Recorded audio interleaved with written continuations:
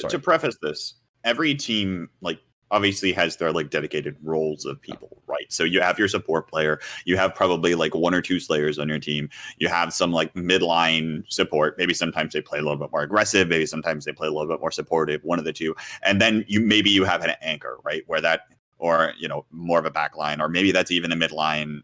You swap out that traditional anchor backline role for a more aggressive look where you're going for a midline weapon, right? So the point of this is more so and I don't know if you have the tweets pulled up, if you have them on separate slides or the same slide or whatever, but more so talking about, because these two tweets were made in literally over the course of the weekend.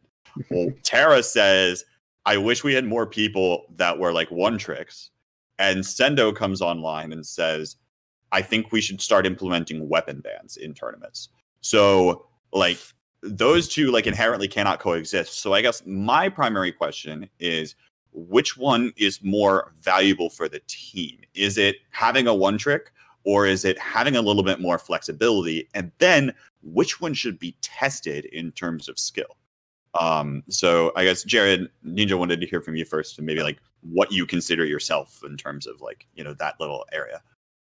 I mean, you can consider me a flex player, but all the weapons that I say I'm flexing are mainly shooters. I play dualies, I play shot, K-Pro, I guess I can play machine sometimes, but I wouldn't consider myself a flex player. All shooters usually play the same, so it's not that complicated for me. So I just say I'm a basic shooter player / dualie. Wouldn't say I'm a flex.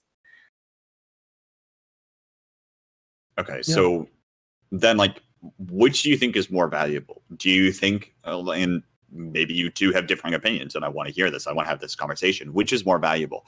Having the flexible player that can play multiple different weapons and slot into the composition better, or having a player that you can always rely on to just absolutely pop off when they have a specific weapon in their hands?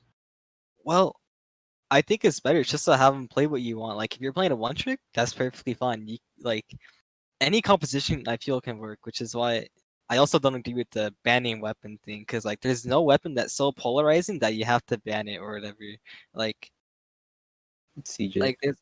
Shut up. But a one trick is super useful, but it's only as useful as much as your team wants to make it useful. He can be the most cracked squeezer in the world or most cracked charger or tent in the world, but it doesn't matter if you don't have the team that revolves around it, in my opinion.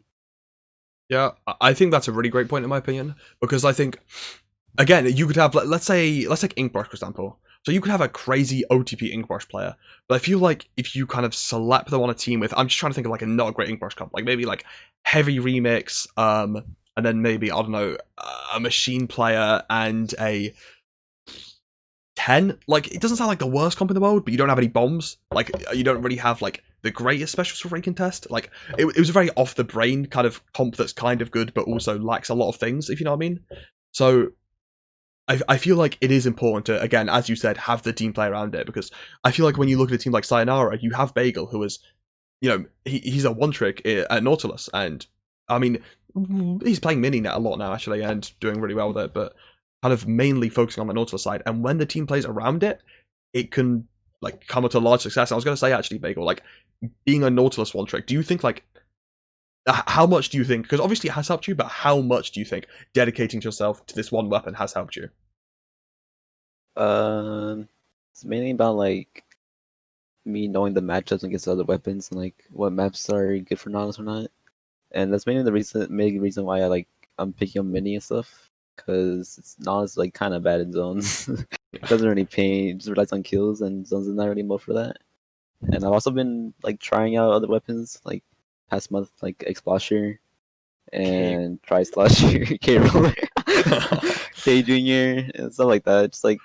Just things to have fun and try out. So I mean, I guess you could say in a way then, something I'm picking up from that, it could be beneficial. I'm not saying it is, but it could be beneficial for players to, if they kind of have a weapon they want to become really good at, they can one trick it for an extended period of time, and when they've got to kind of the comfort point of it and they understand the weapon very well, they can be like, okay, I understand this weapon very well, and then I can now understand that I don't want to play it on this map, and I really don't want to play it here, and I want to, kind of flex to this now and flex to this now. It's is that something agreeable, or have I taken the wrong thing? That's I think, basically it.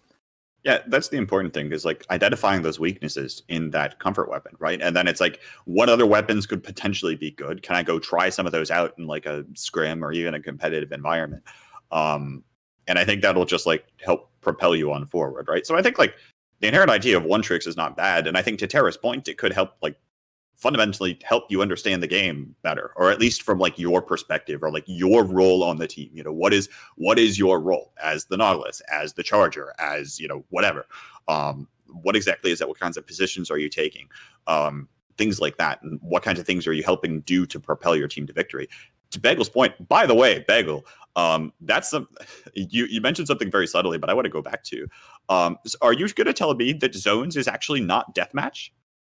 It's not. You have to like not go for fall off. You know, just paint zone. Wait, I can't go for fall off? Nah. I'm sorry, Ninja, but I agree with Bagel here. You just Oh. very special. It's not deathmatch. It's like the most non-deathmatch mode in the game. yeah. I've been learning how to fall off all week. I was planning on going pro again because I saw your Twitter clip. Yeah, you saw my Twitter clip. I was Hashtag telekinesis. hashtag telekinesis. Hashtag telekinesis. Yeah. What can I say?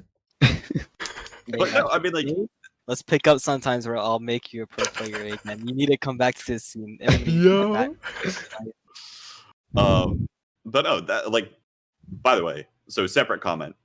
Don't act like zones is a deathmatch, because it's not. There's that's a lot of the reason why everyone just screams paint the zone all of the time, because you all start going for kills and the zone's not painted. Like, that's one of the things that I yell at all of the time on some of my broadcasts. It's like, man, guys, if we painted the zone, we could have like those 2 or 3 extra points. And sometimes those 2 or 3 extra points aren't important. Sometimes they really are important, right? So knowing exactly where that comes into play is also very important there as well. But yeah, I mean, I think, like, you know, to Bagel's point and to Terra's point, I think like having that one trick is going to help you maybe understand the game in a little bit more of a different light and understand how you want to play the game, right? And then what the weaknesses of your, you know, what your role is, what your weapon is, and then seeing where else you can go from there.